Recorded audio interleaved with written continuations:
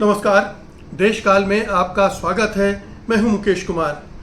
दोस्तों, बिहार चुनाव को लेकर जो ताज़ा सर्वेक्षण आया है, पोल ट्रैक आया है, वो बहुत चौंकाने वाला है। बीजेपी को एक बड़ा झटका देने वाला है।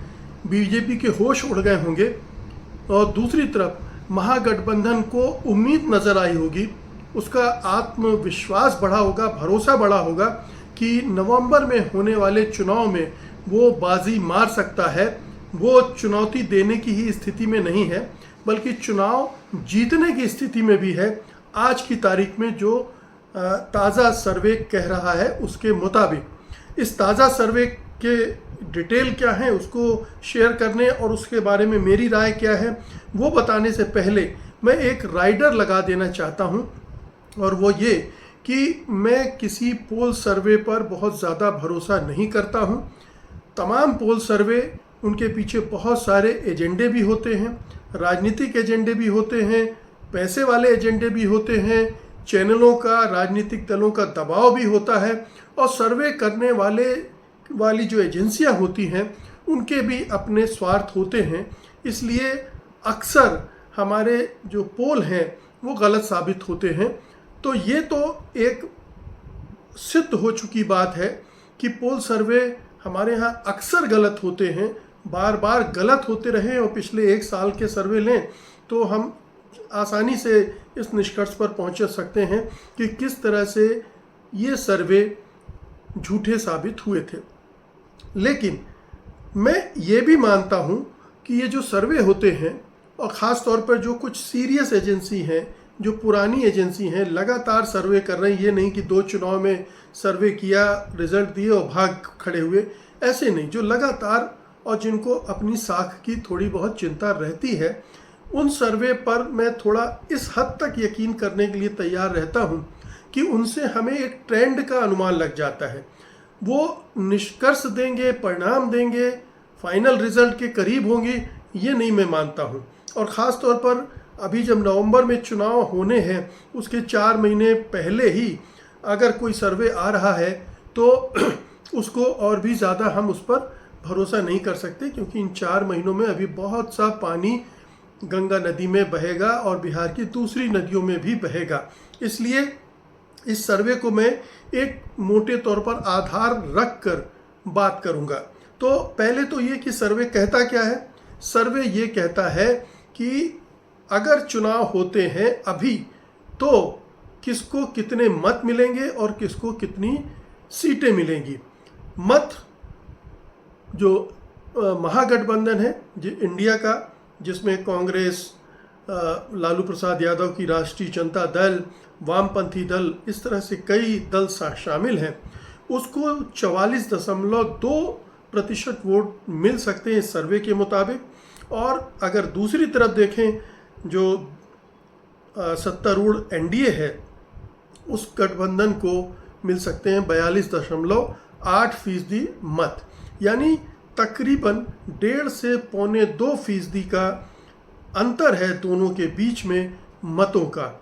ये बहुत बड़ा अंतर नहीं है। अगर आप मार्जिन ऑफ एरर को ध्यान में रखकर चलें तो ये अंतर कुछ भी नहीं है, ये बहुत कांटे के मुकाबले की तरफ ले जाता है। हाँ, अगर मार्जिन ऑफ एरर महागठबंधन के फेवर में चले जाए तो यही आंकड़े एकदम से बदल सकते हैं। जो सीटों में कन्वर्ट करने का जो फार्मूला हमारे एजेंसीज लगाती हैं, दरअसल गलती उनसे वहीं होती है।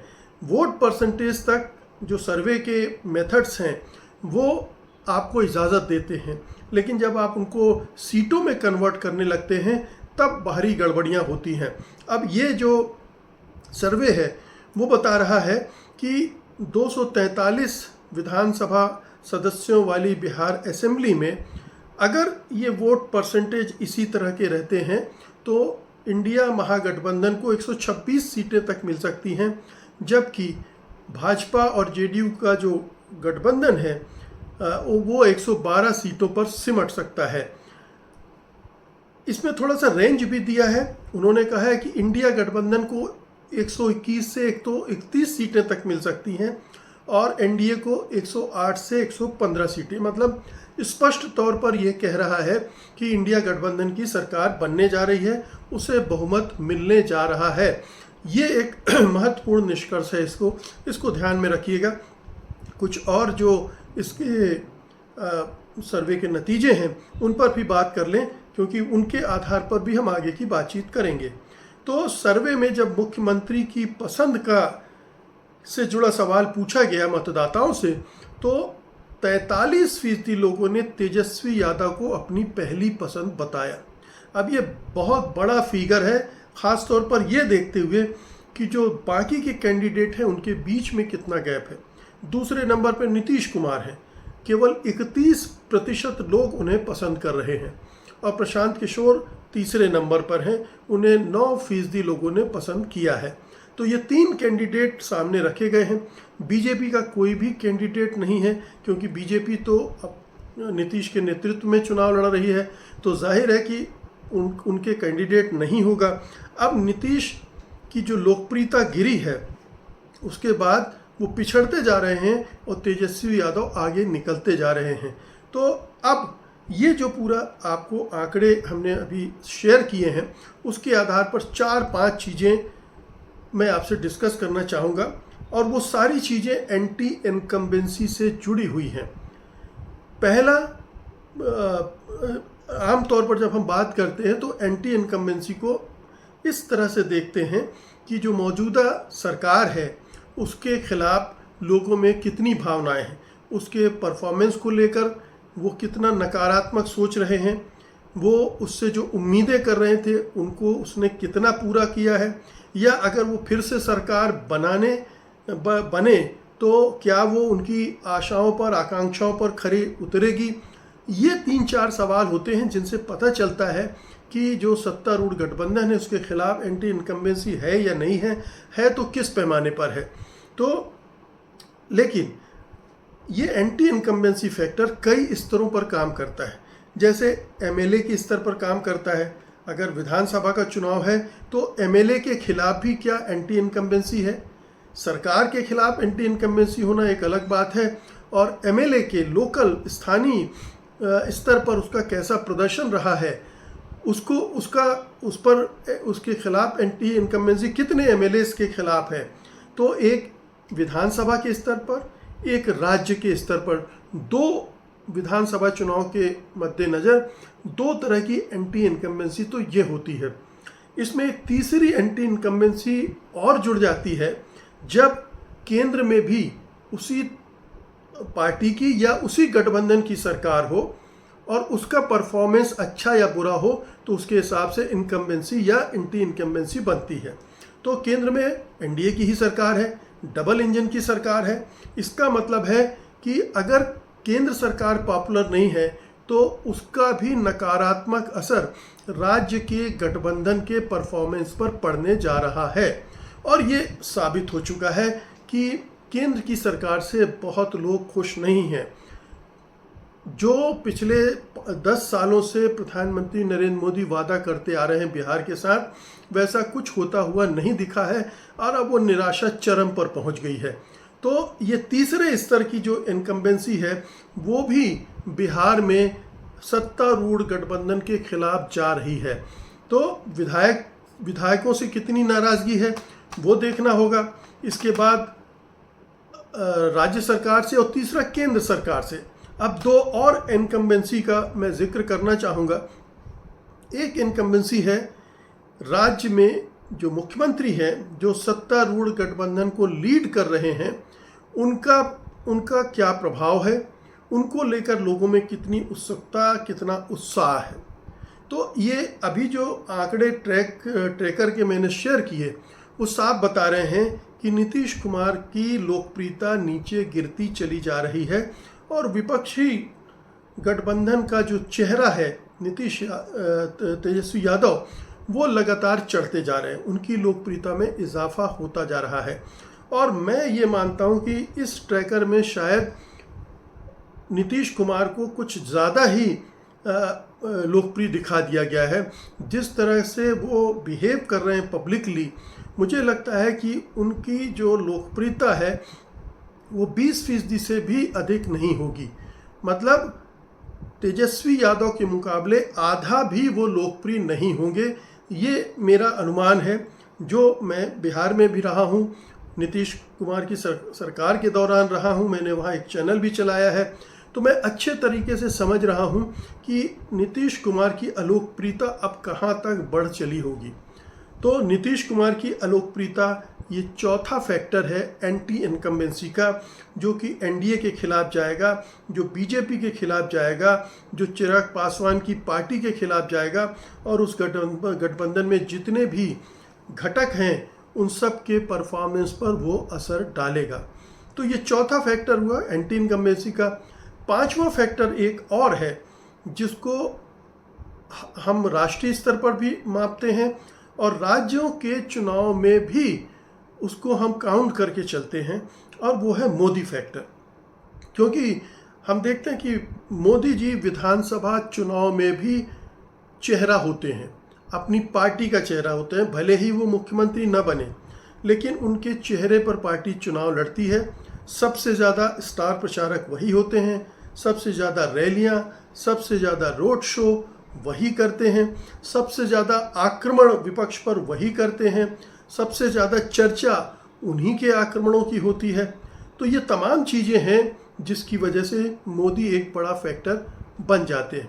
लेकिन मोदी फैक्टर इस बार क्या एनडीए के लिए फ़ायदेमंद होगा या नुकसानदेह होगा? मेरा मानना है, और बहुत सारे ऐसे लोग मानते हैं, कि मोदी फैक्टर वैसे ही पहले छींचता जा रहा था।